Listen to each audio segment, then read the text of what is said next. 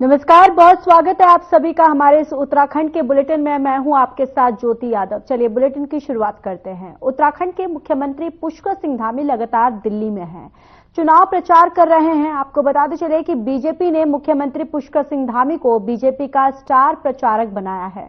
CM Dhami ने दिल्ली में अब तक कई उम्मीदवारों के पक्ष में जनसभाएं की। एक बार फिर मुख्यमंत्री पुष्कर सिंह धामी ने बीजेपी के पक्ष में दिल्ली के गोमती नगर इलाके में जनसभा को संबोधित किया और बीजेपी के पक्ष में वोट मांगे। मुख्यमंत्री पुष्कर सिंह धामी लगातार आम आदमी पार्टी पर हमलावर है। सीएम धामी ने एक तरफ जहां दिल्ली की आम आदमी पार्टी सरकार पर दिल्ली वासियों को दूषित पानी पिलाने का आरोप लगाया, तो वहीं दिल्ली वासियों को आयुष्मान कार्ड से दूर रखने की भी यहां पर आरोप जो है उनके द्वारा लगाया है। तो देखिए, दिल्ली में 5 तारीख को वोट डाले जाएंगे और 8 तारीख को जो रिजल्ट है वो सामने आएंगे। अब इसको लेकर बीजेपी जो है वो पूरी तरह से दमखम दिखाती हुई नजर आ रही है। अपने स्टार प्रचारकों को भी यहां पर बीजेपी के द्वारा उतार दिया गया है और स्टार प्रचारकों की सूची में मुख्यमंत्री पुष्कर सिंह धामी जो हैं वो भी, उनका भी नाम शामिल है, जिसको लेकर वो भी जनसभाएं यहां पर कर रहे हैं, लोगों को संबोधित कर रहे हैं और साथ ही साथ बीजेपी के पक्ष में वोट करने की अपील भी कर रहे हैं।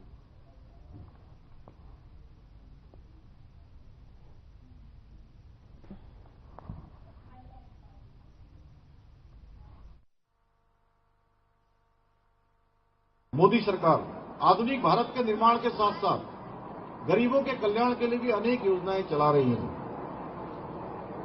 पूरे देश में एक योजना लागू है। मैं पिछली बार निगम पार्षद के चुनाव में यहां आया और मुझे पहली बार मालूम चला, क्योंकि उत्तराखंड में हमने 58 लाख लोगों के आयुष्मान कार्ड बनाए हैं। 58 लाख। और मैं जब दिल्ली के चुनाव में आया तो मैंने पूछा कि यहां तो बड़े बड़े अस्पताल हैं, प्राइवेट अस्पताल भी हैं, क्योंकि प्राइवेट अस्पतालों में भी ये आयुष्मान भारत योजना का लाभ मिलता है। अच्छे अच्छे अस्पतालों में इलाज होता है, हर गरीब को इलाज की सुविधा मिलती है।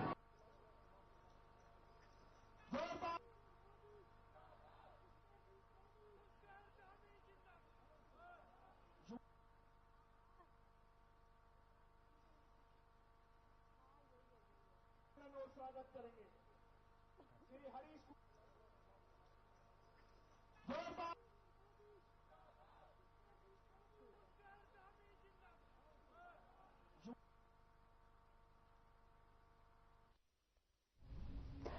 सभी ऋतुओं का राजा कहे जाने वाली वसंत ऋतु का पर्व 2 फरवरी से शुरू हो रहा है।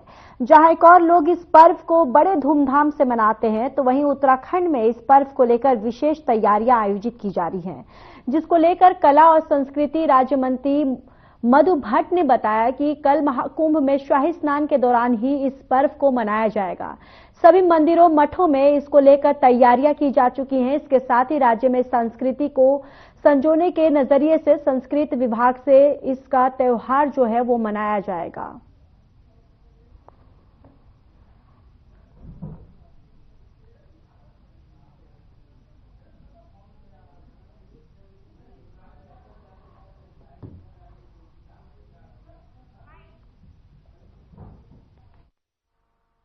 देखिए, संस्कृति साहित्य कला परिषद जो है, हमारी जो भारतीय संस्कृति है, उस संस्कृति को पुनर्जीवित करने के लिए समय समय पर अनेकों कार्यक्रमों के माध्यम से कार्यक्रम आयोजित किए जाते हैं। और बसंत पंचमी हमारा एक बहुत ही जो हमारा लोक पर्व है, सभी पूरे भारत में इसको बड़े उत्साह पूर्वक मनाया जाता है। अभी जहां कुंभ का शाही स्नान चल रहा है, यहाँ पर श्री बद्रीनाथ के जो है कपाट खुलने की तिथि भी तय की जाती है। उसी क्रम में हमारे मठ मंदिरों में जो है भजन कीर्तन आयोजित किए जाते हैं। बसंत पंचमी जो बसंत उत्सव होते हैं वो बड़े धूमधाम से मनाए जाते हैं।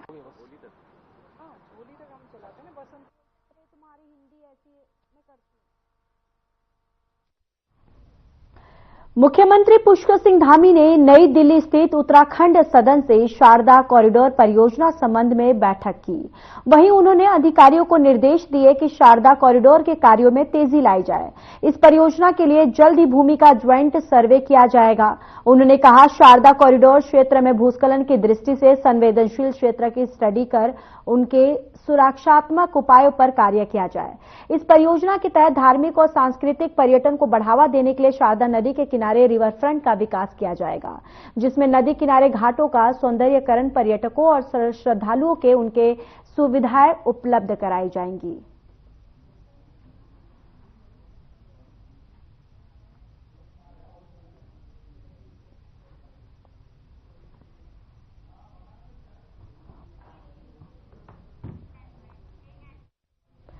उत्तराखंड में आगामी विधानसभा बजट सत्र की तैयारियां जोरों शोरों से चल रही है। संभावना जताई जा रही है कि 17 फरवरी से बजट सत्र आहूत हो सकता है, जिसको देखते हुए उत्तराखंड सरकार ने भी तैयारियां तेज कर दी हैं। सरकार जन भावनाओं के अनुरूप बजट बनाने की कवायद में जुटी हुई है। अभी तक विधानसभा बजट सत्र की तिथि और जो तय की गई जगह है वो अभी नहीं की गई है। उससे पहले ही विधानसभा अध्यक्ष ऋतु भूषण खंडूरी ने राज्य सरकार से देहरादून में ही विधानसभा बजट सत्र करवाने का निवेदन किया है।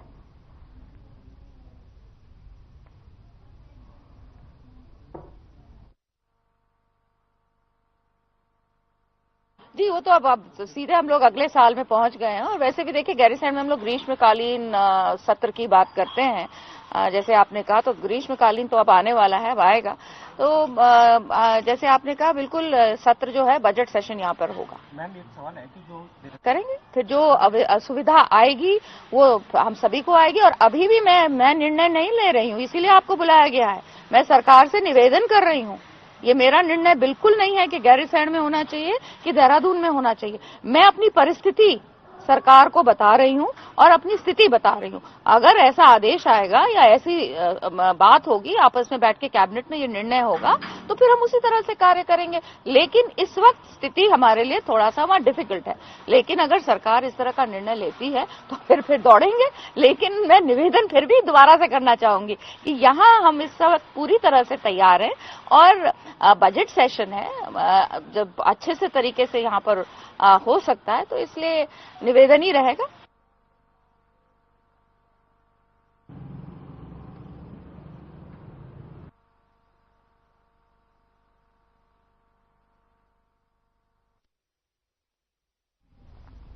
यहां रुकेंगे एक छोटे से ब्रेक के लिए, जल्द हाजिर होंगे।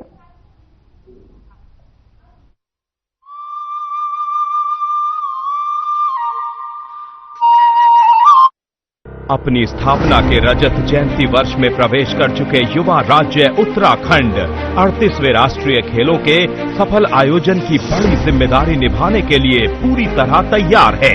प्रदेश के मुख्यमंत्री श्री पुष्कर सिंह धामी के आग्रह को स्वीकार करते हुए भारतीय ओलंपिक संघ ने योग और मलखंभ जैसे 2 पारंपरिक खेलों को भी राष्ट्रीय खेल का हिस्सा बना दिया है।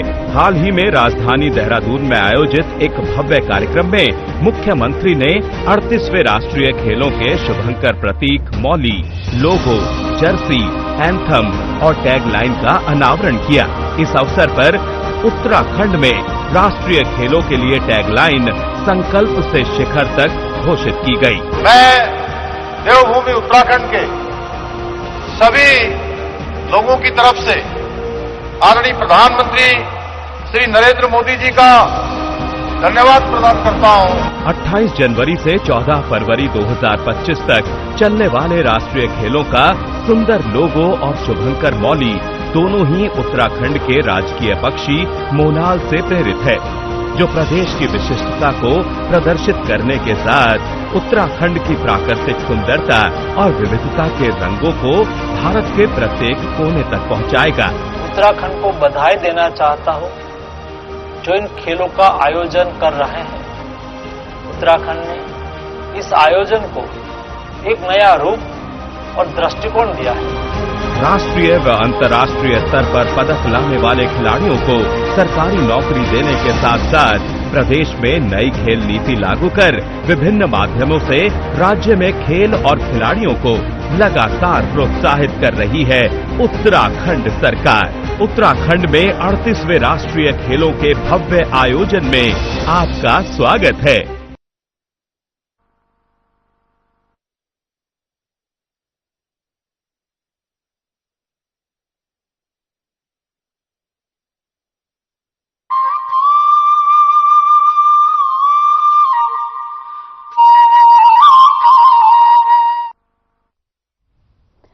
ब्रेक के बाद स्वागत है आप सभी का। चलिए अब खबरों में आगे बढ़ते हैं। एसओजी और मुखानी पुलिस को एक बड़ी कामयाबी हासिल हुई है। पुलिस ने साइबर फ्रॉड में इस्तेमाल होने वाले फर्जी खाता खोलने वाले गैंग का पर्दाफाश किया है।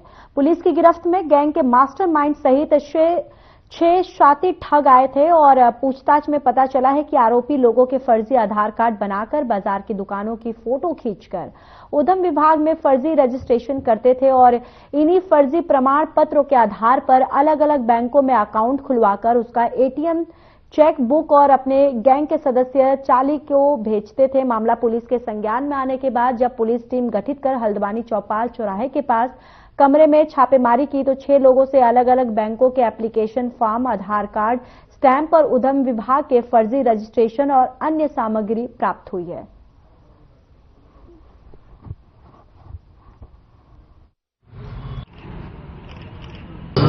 देखिए, थाना मुखानी क्षेत्र में एक सूचना मिली थी कि कुछ लोग आ रखे हैं और ये लोग जो है कुछ फर्जी आधार बनाने का कार्य कर रहे हैं। इस सूचना के आधार पर जो थाना मुखानी की टीम और एसएसजी की जो टीम है उन्होंने कुछ लोगों को गिरफ्तार किया और जब इनसे डिटेल इंट्रोगेशन की, पूछताछ की और कुछ जांच की तो उसके आधार पर पता लगा कि ये लोग जो है यहाँ आके कुछ फर्जी आधार कार्ड बना रहे हैं और उस आधार कार्ड के आधार पर कुछ फर्जी रजिस्ट्रेशन कर रहे हैं और उस रजिस्ट्रेशन को यूज करते हुए कुछ बैंकों में करंट अकाउंट खुलवा रहे हैं और बेसिकली वो करंट अकाउंट जो है वो बाद में साइबर फ्रॉड के जो मनी ट्रांजैक्शन हो रहा है उसमें यूज हो रहा है। तो इसमें 6 लोगों की गिरफ्तारी हुई है। इनके कब्जे से कुछ फर्जी आधार मिले हैं, कुछ दुकानों की फोटोज मिली है जिन दुकानों के रजिस्ट्रेशन अपने लिए तैयार कर रहे थे और इसके साथ ही कुछ अकाउंट ओपनिंग के कुछ फॉर्म मिले हैं, साथ ही कुछ सिम भी बरामद हुए हैं। इसमें 6 लोगों की गिरफ्तारी हुई है जो उत्तर प्रदेश के अलग अलग जिलों के रहने वाले हैं और इसमें एक जो इनका गैंग का लीडर है वो फरार है। उसके संदर्भ में पुलिस तलाश कर रही है।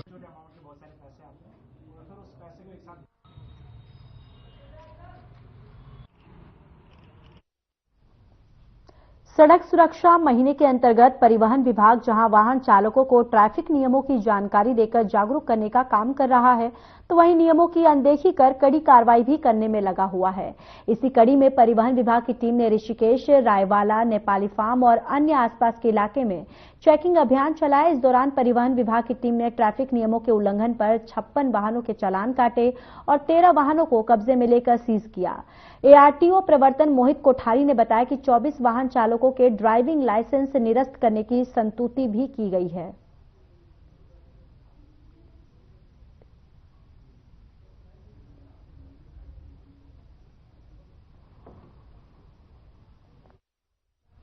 ऋषिकेश के निकट मुनिक्रेती थाना क्षेत्र में पुलिस ने देर रात चेकिंग अभियान चलाया। इस दौरान पुलिस ने ड्रिंकिंग ड्राइविंग और रैश ड्राइविंग करने पर 18 वाहन कब्जे में लेकर सीज किए और 11 वाहन चालकों को गिरफ्तार किया। मुनिक्रेती के इंस्पेक्टर रितेश शाह ने बताया कि पुलिस कप्तान आयुष अग्रवाल के निर्देशन पर देर रात मधुवन, तिराही, शिवाना गेट और इस पर अभियान चलाया गया। चेकिंग के दौरान पुलिस का फोकस ड्रिंकिंग ड्राइविंग करने वालों पर रहा क्योंकि ड्रिंकिंग ड्राइविंग की वजह से सड़क हादसों में बढ़ोतरी हो रही है। चेकिंग के दौरान 11 वाहन चालक ड्रिंकिंग ड्राइविंग करते पकड़े गए जिनके वाहन पुलिस ने कब्जे में लेकर सीज कर दिया और चालकों को भी गिरफ्तार किया। इस मामले में पुलिस ने अभिभावकों पर 25,000 का जुर्माना लगाया है।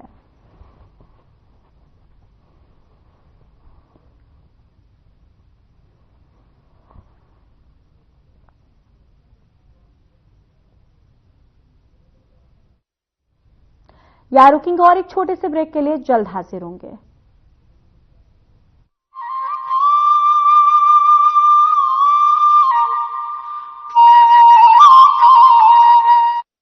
अपनी स्थापना के रजत जयंती वर्ष में प्रवेश कर चुके युवा राज्य उत्तराखंड 38वें राष्ट्रीय खेलों के सफल आयोजन की बड़ी जिम्मेदारी निभाने के लिए पूरी तरह तैयार है। प्रदेश के मुख्यमंत्री श्री पुष्कर सिंह धामी के आग्रह को स्वीकार करते हुए भारतीय ओलंपिक संघ ने योग और मलखंभ जैसे 2 पारंपरिक खेलों को भी राष्ट्रीय खेल का हिस्सा बना दिया है।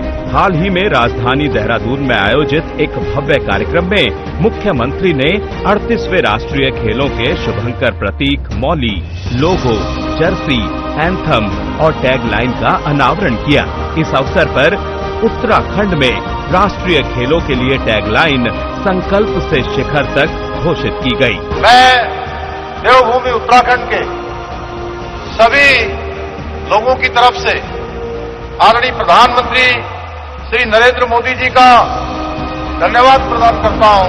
28 जनवरी से 14 फरवरी 2025 तक चलने वाले राष्ट्रीय खेलों का सुंदर लोगो और शुभंकर मौली दोनों ही उत्तराखंड के राजकीय पक्षी मोनाल से प्रेरित है, जो प्रदेश की विशिष्टता को प्रदर्शित करने के साथ उत्तराखंड की प्राकृतिक सुंदरता और विविधता के रंगों को भारत के प्रत्येक कोने तक पहुंचाएगा। उत्तराखंड को बधाई देना चाहता हूं, जो इन खेलों का आयोजन कर रहे हैं। उत्तराखंड ने इस आयोजन को एक नया रूप और दृष्टिकोण दिया है। राष्ट्रीय व अंतर्राष्ट्रीय स्तर पर पदक लाने वाले खिलाड़ियों को सरकारी नौकरी देने के साथ साथ प्रदेश में नई खेल नीति लागू कर विभिन्न माध्यमों से राज्य में खेल और खिलाड़ियों को लगातार प्रोत्साहित कर रही है उत्तराखंड सरकार। उत्तराखंड में 38वें राष्ट्रीय खेलों के भव्य आयोजन में आपका स्वागत।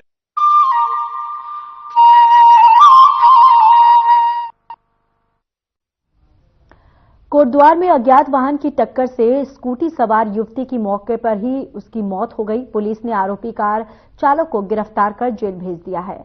एडिशनल एसपी चंद्रमोहन सिंह ने मीडिया को जानकारी देते हुए बताया कि आरोपी कार चालक कपिल यूपी के बिजनौर जनपद का निवासी है। आरोपी इस घटना के बाद से फरार चल रहा था, जिसको सिंबल चौड़ से गिरफ्तार कर जेल भेज दिया है।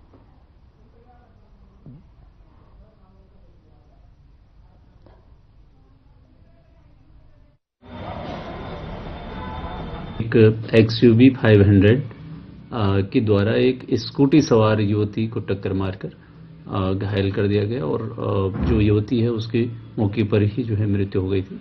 इसमें तत्काल पुलिस के द्वारा अभियोग पंजीकृत किया गया और उसमें तुरंत विवेचना प्रारंभ की गई। विवेचना में गाड़ी का जो है मालिक और गाड़ी का जो चालक था उनके बारे में जानकारी प्राप्त की गई। तो चालक जो कपिल नाम का व्यक्ति है, ये बिजनौर का रहने वाला है और ये फरार हो गया था तुरंत वहां पर डर की वजह से, और आज इसको पुलिस ने गिरफ्तार कर लिया है और अग्रिम कार्रवाई की जा रही है।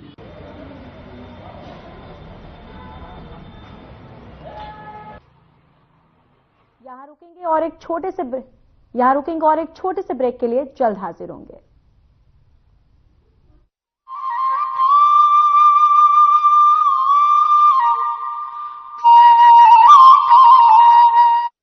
अपनी स्थापना के रजत जयंती वर्ष में प्रवेश कर चुके युवा राज्य उत्तराखंड 38वें राष्ट्रीय खेलों के सफल आयोजन की बड़ी जिम्मेदारी निभाने के लिए पूरी तरह तैयार है। प्रदेश के मुख्यमंत्री श्री पुष्कर सिंह धामी के आग्रह को स्वीकार करते हुए भारतीय ओलंपिक संघ ने योग और मलखंभ जैसे 2 पारंपरिक खेलों को भी राष्ट्रीय खेल का हिस्सा बना दिया है। हाल ही में राजधानी देहरादून में आयोजित एक भव्य कार्यक्रम में मुख्यमंत्री ने 38वें राष्ट्रीय खेलों के शुभंकर प्रतीक, मौली, लोगो, जर्सी, एंथम और टैगलाइन का अनावरण किया। इस अवसर पर उत्तराखंड में राष्ट्रीय खेलों के लिए टैगलाइन संकल्प से शिखर तक घोषित की गई। मैं देवभूमि उत्तराखंड के सभी लोगों की तरफ से आदरणीय प्रधानमंत्री श्री नरेंद्र मोदी जी का धन्यवाद प्रदान करता हूं। 28 जनवरी से 14 फरवरी 2025 तक चलने वाले राष्ट्रीय खेलों का सुंदर लोगो और शुभंकर मौली दोनों ही उत्तराखंड के राजकीय पक्षी मोनाल से प्रेरित है, जो प्रदेश की विशिष्टता को प्रदर्शित करने के साथ उत्तराखंड की प्राकृतिक सुंदरता और विविधता के रंगों को भारत के प्रत्येक कोने तक पहुंचाएगा। उत्तराखंड को बधाई देना चाहता हूं, जो इन खेलों का आयोजन कर रहे हैं। उत्तराखंड ने इस आयोजन को एक नया रूप और दृष्टिकोण दिया है। राष्ट्रीय व अंतर्राष्ट्रीय स्तर पर पदक लाने वाले खिलाड़ियों को सरकारी नौकरी देने के साथ साथ प्रदेश में नई खेल नीति लागू कर विभिन्न माध्यमों से राज्य में खेल और खिलाड़ियों को लगातार प्रोत्साहित कर रही है उत्तराखंड सरकार। उत्तराखंड में 38वें राष्ट्रीय खेलों के भव्य आयोजन में आपका स्वागत है।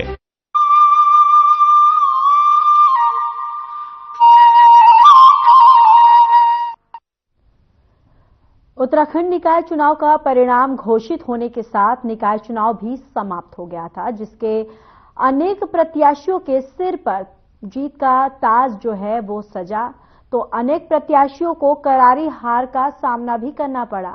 इसी प्रकार प्रदेश के जनपद उधम सिंह नगर की जसपुर नगर पालिका परिषद की अध्यक्ष पद की सीट पर निर्दलीय प्रत्याशी नौशाद सम्राट के सिर पर बम्पर 3137 मतों की जीत हासिल की। पहली बार प्रांतीय उद्योग व्यापार जनप्रतिनिधि मंडल के कार्यक्रम का आयोजन किया गया। आयोजन में पहुंची नगर की जनता ने भारी संख्या में बढ़ चढ़कर हिस्सा लिया और बतौर मुख्य अतिथि पहुंचे जसपुर क्षेत्र के 3 बार विधायक रह चुके और वरिष्ठ बीजेपी नेता डॉक्टर शैलेंद्र मोहन सिंगल अपनी जीत दर्ज कर पहुंचे। नवनियुक्त पालिका अध्यक्ष 20 सभासद गणों के फूल माला पहनाकर जोरदार स्वागत किया गया।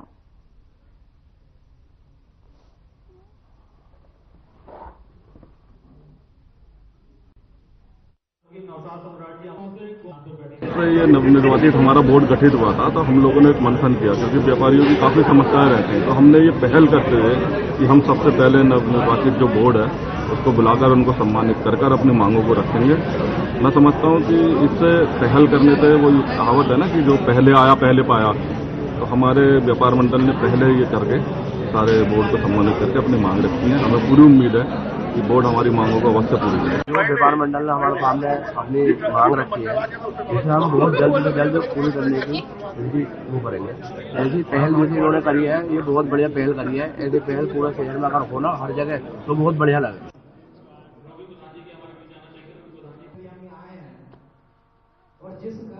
व्यापार मंडल की समझ टीम से नौशाद सम्राट जी बैठेंगे।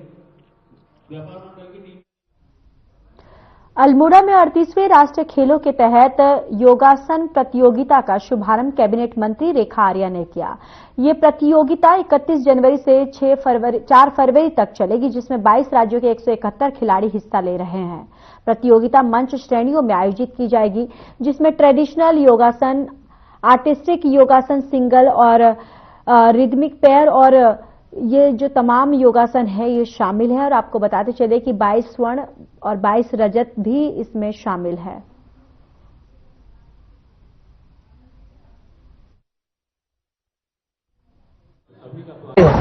देखिए, मैं आज अपने अल्मोड़ा वासियों को बहुत शुभकामनाएं देती हूं कि आज जनपद अल्मोड़ा जो है वह योगासना का मेजबानी कर रहा है।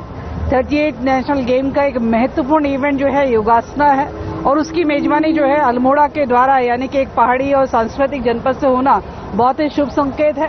निश्चित रूप से आने वाले समय में जिस प्रकार से 38वें राष्ट्रीय खेलों के इवेंट आज जैसे योगासना यहाँ पर अल्मोड़ा में हो रहा है, पिथौरागढ़ में बॉक्सिंग आज शुरुआत हो रही है, तो मैं समझती हूँ कि बहुत शुभ संकेत है आने वाले समय के लिए भी। जैसे हमारे माननीय प्रधानमंत्री जी ने कहा है कि अब जो है खेल जो है वो करियर की ओर अग्रसर हो चुका है, तो मैं यही उम्मीद करती हूँ कि हमारे बच्चे इसमें बेहतरीन प्रदर्शन देते हुए अपने करियर के रूप में योगासना को भी अपनाएंगे और अपने बॉक्सिंग को भी अपनाएंगे और अलग अलग इवेंट्स में जहां जहां हमारे खिलाड़ी पार्टिसिपेट कर रहे हैं, निश्चित रूप से ये उनके करियर में 4 चांद लगाने का काम करेगा।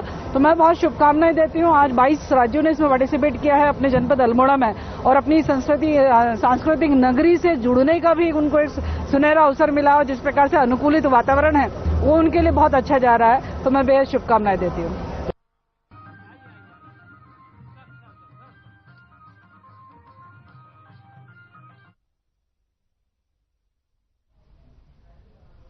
उत्तराखंड के बुलेटिन में फिलहाल के लिए बस इतना ही। बाकी देश और दुनिया की तमाम बड़ी खबरों के लिए जुड़े रहिए हमारे साथ। नमस्कार।